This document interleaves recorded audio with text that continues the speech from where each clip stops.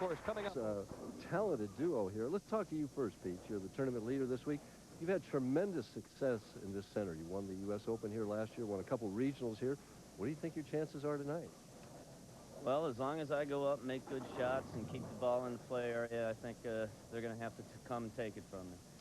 Okay, now if you win tonight, that's 19 titles. It gets you one closer to your dad's 26. We're going to take a look at a graphic here, kind of like father, like son graphic, as we see right there. Dick, that's 34 years you've been bowling.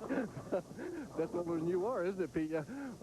26 titles. Pete, 13 years, 19 titles. They've already got you winning tonight. So what do you think, Dick? Looking at that, do you think he's going to catch you pretty quick? Well, I hope so, Mike, because, you know, every father wants his son to follow in his footsteps, and I hope Pete does it, and I'm sure he will, because I know Pete's got confidence, and we have the confidence in him, so we're looking forward to tonight's match. All right, Dick, I got to ask you, you know, you've been bowling all these 34 years, 26 titles. You've obviously competed a lot of times, but you've also sat back and watched Pete. Tell us, what's tougher, competing or watching? The seat back there in the back is the toughest seat in the world. Out here on the approach, you're relaxed a little bit more, even though the butterflies fly around a little bit, but the seat is the toughest. Okay, Pete, for you, you grew up the son of a Hall of Famer in a bowling family like that. Was that difficult for you? Did that put a lot of pressure on you? It's tougher to sit and watch than it is to do it, because when you're doing it, it's something that's natural. When you're just sitting there watching rooting, it's like this. But what about growing up the son of a Hall of Famer? Did that put pressure on you? Oh, I don't think so. I don't think it really added any pressure at all, because like Dad's always told me, be your own man out there, and I've always been my own man since I've come out, and we'll just see what happens. Well, you've certainly been your own man, and we're going to find out if Norm Duke can continue to be his own man as he wants to open up with a few of his own. Right now, he does not have the mental picture of how to play this pair of lanes right now, Michael. He's just not playing them the right way. Not at all. I mean, he's been left to the head pin like 6 out of 12 shots. Well, that ball hooks early on you, David. It's very difficult to make the adjustment. I mean, your natural instinct is to move left and try and find more oil, but he's not doing that. He's not finding it. When he moves left, it's still hooking early. Right. So that means you got to move right. Well, he hasn't tried that. I mean, he ground out a win from the other side. Right. Pete Weber with a nice smooth stroke leaves a 10-pin on lane 60 with his opening shot. But you can see a much better ball reaction than Harry Sullins. His ball didn't move early. His ball skidded through the lane and made the move at the back end in the pocket. Of course, the other side of that argument is Harry won the last game. That's what he's saying. Well, but he's in his comfort zone. He does not want to move right, obviously. Obviously. Because if he had any kind of chance, he would. So maybe he feels his best chance to win this title is from right where he is.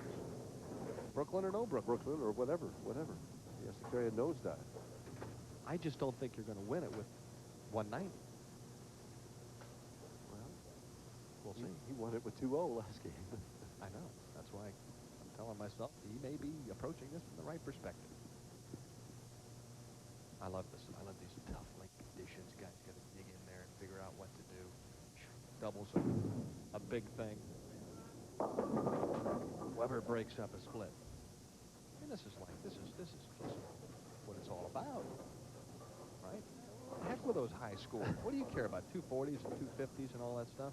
Kim said, I don't care if Pete shoots 2-0 to win this title. As well as he wins. Right. But like you say, it's gut-wrenching. Oh, yeah. Every shot's tough. I mean, there is no gimme out there right now. It's not an automatic strike zone. You know, line up, throw it right, hit it as hard as you can, and watch the ball just dice up the pins. You do that now, you're liable to end up with a handful. Well, you can do that, you know, but you still got to get into the 1-3. You got to hit what you're looking at. And you got to take what the lanes are giving you, which is my argument about Harry Sullins. The lanes are not giving him that shot. Well, your argument 12 times, he has been high on Brooklyn 8 consecutive shots. Now, this ball went a little right. Still high on 9 consecutive shots. I guess my question is He's waiting for the carry now. That's what he's doing. The ball has hooked back every single time. So if you threw it another 2 or 3 boards right, don't you think you get back to the pocket? Well, he doesn't want to open up the lane. I'm sure that thought has occurred to him. I'm sure it has too. You know, but he's chosen 4-pin on the left he's chosen for his game plan Right. hard and tight. I mean, he has not given the ball room one time. The game is 2 frames. When you approached a championship round pair, I mean, did you go in with like an A, a B, and a C game plan, or did you go in with A, and I'm going to make this work no matter what? If I were lost like him, I would probably be doing a similar thing that he's Sure. doing, trying to just find a way to get the ball to 1-3 Right. and hope that I get a strike or 2 in a row. And I gave that room. Right. See the result. That's I mean, why he has it. Okay, he just answered my question. Yeah. Harry, hang in there. I had a feeling that's what it was. Well, after 9 straight shots going high, sooner or later you're going to give it room, but there's the result. I mean, really, I think the only chance he has to win this match is to watch Pete Weber and move to that line. That's my feeling.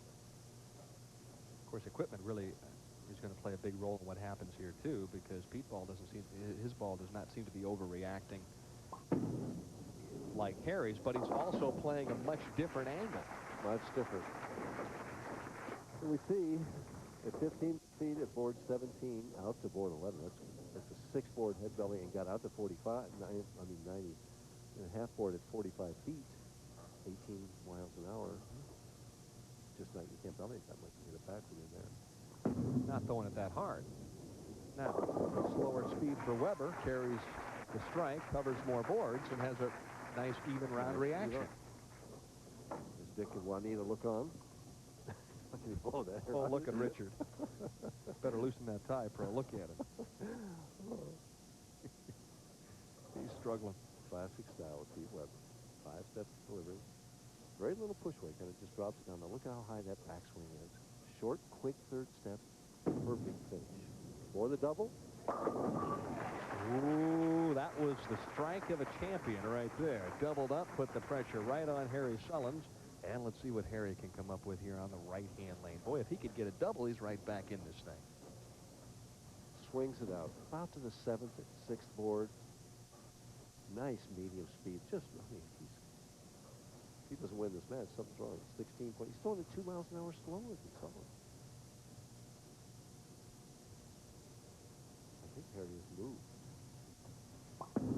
Yeah, he did move a little right. Still high. Oh, look at Harry Sullins get a break there. He's saying, all right, I made a move. That didn't work. Now let me get to the left-hand lane and see if I can figure out how to get a strike. Oh, my goodness. Oh, he's having a tough time out there. Right through. We said a nosedive right through the 1, 2, 3. He's got grandma's teeth up there, and they all get pulled. Quick trip to the dentist there. It all looks the same in the 4th frame with a strike. A double here puts him back into the match, down by just 2. And he's totally lost.